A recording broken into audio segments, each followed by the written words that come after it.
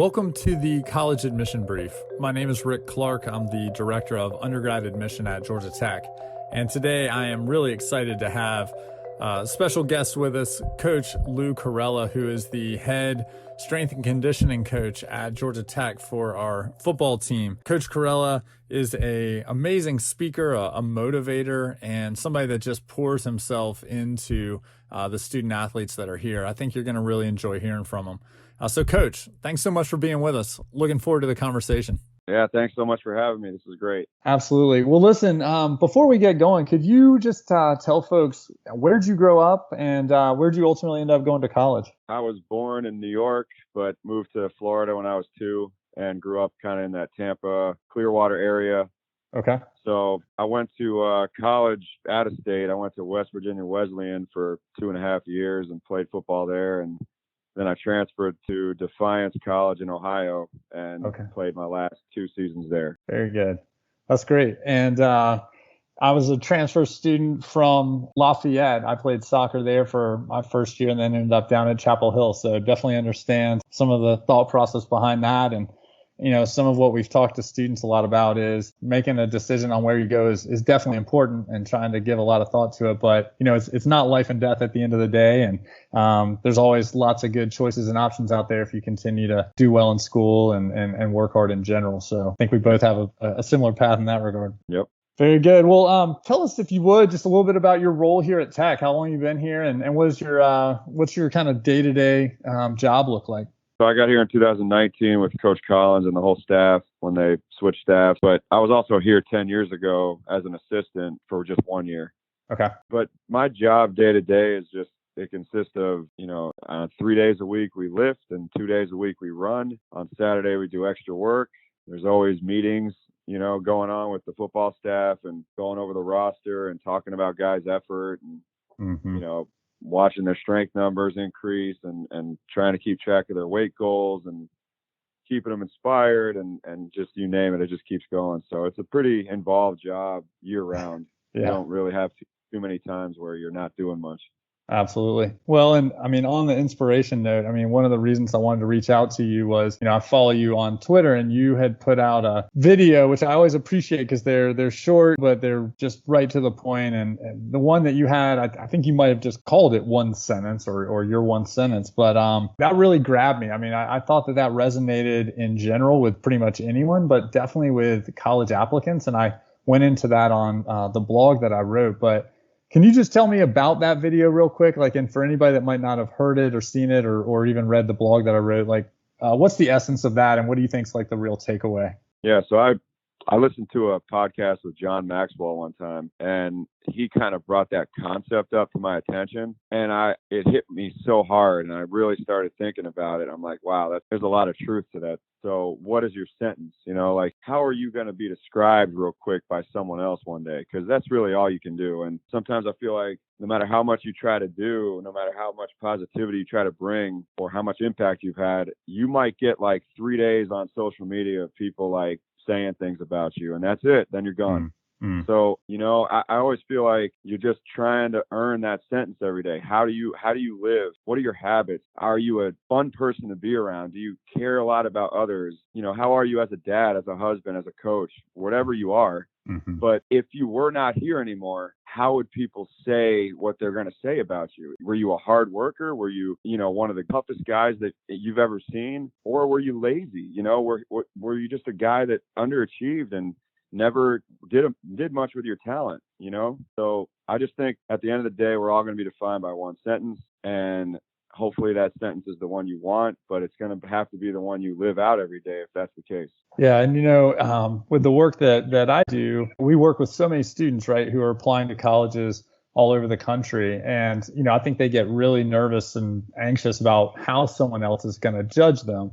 But a lot of what you were saying, I thought really resonated, which is, listen, if you're working hard in high school, if you're pushing yourself academically, and then outside the classroom, if you are influencing people and having an impact on those around you, that is exactly what people like myself, admission people around the country, that's what we're looking for, right? So a lot of times I think kids get very anxious and concerned, am I doing all the right things? And that really is something they should, and I think we all do know deep down, right, is how are we living? How are we contributing? And that really is, at the end of the day, what's going to make a student successful. Whether they get into a particular college or not is kind of beyond their control. I think that the way that we describe students after we read their application, if they're doing those things, is going to be exactly the way they would hope it is. And then they've got to kind of let the rest of it go, because, they're not going to be the ones making the decisions themselves. That's why I felt like what you said was so applicable. Yeah, and you did a great job describing it and what you wrote too. I appreciate it. Thank you. I guess one thing I would just say is, like, I know you're working with college students primarily, but certainly high school kids on some level, as they're either looking at Georgia Tech or just in camps and various other times. I know you engage with a lot of high school kids. What do you think are some of the struggles that they have, the challenges that they have to kind of live out the sentence they want to be known for? Like, where are those pitfalls? Peer pressure. A lot of people don't know what they stand for that young. I was one of those kids. I got into a lot of trouble in high school. I got into a lot of fights. I wasn't doing the right things on the weekends. And it's because I didn't really know what I stood for. I didn't really know what my purpose was. I was a football player. So what did I do naturally? I tried to be a football player off the field too. And that never got me anywhere, and it almost ruined everything for me. So, I take all the mistakes that I've made to the players I coach today to use it to try to help kids never make some of the mistakes I did make. Mm-hmm. And I think that's so crucial. Like, why go through any experience if you're not going to use it for the better of others?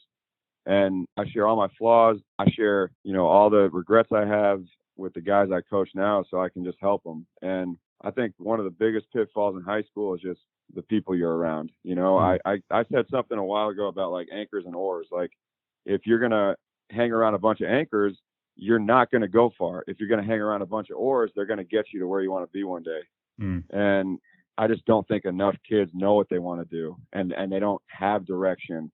And the only direction they do see is the wrong one. So lack of mentorship and a lack of probably just good people in their life. Yeah, man. No, I love that on Anchors and Oars. And you brought up a John Maxwell podcast. And one of the things we often ask people that come on to the podcast here is, what would you recommend? If you had, like, a podcast for someone to listen to, a book for someone to read, like, what's something that you've either read or heard lately that you wish more people would check out?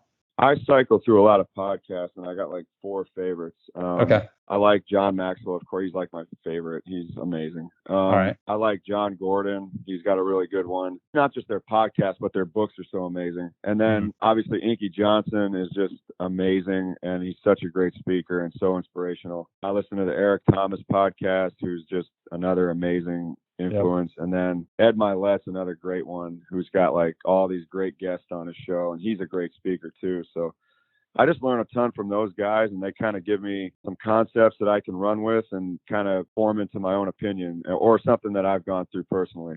Mm-hmm. Well, man, you're doing a great job. I mean, even since I saw this particular video and had a chance to write about it, I've seen a couple other things you've put out lately, which have just been, I mean, again, for anybody, no matter whether you're a player, a high school student, I think so applicable at any age or kind of any niche within our culture. So again, thanks for that. If people want to check you out on social media or see more of what you're putting out there, where can they find you? At Louis Carella on Twitter, and then at Lou Carella on Instagram. Okay.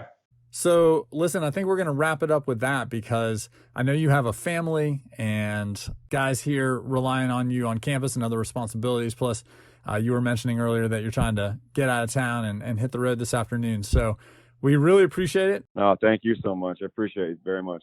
For those of you who had an opportunity to listen, I hope that as you consider where you're going to apply to college and ultimately where you select to go, one thing that you'll remember from this is the anchor and oars conversation. You know, who are those people that really bring out your best, and surrounding yourself with them. That can be an incredibly helpful filter to you as you are making a college decision and even building a college list. So I think that is an invaluable part of the conversation today. Again, as always, we will be back soon with another episode. Thanks so much for listening, and have a great day.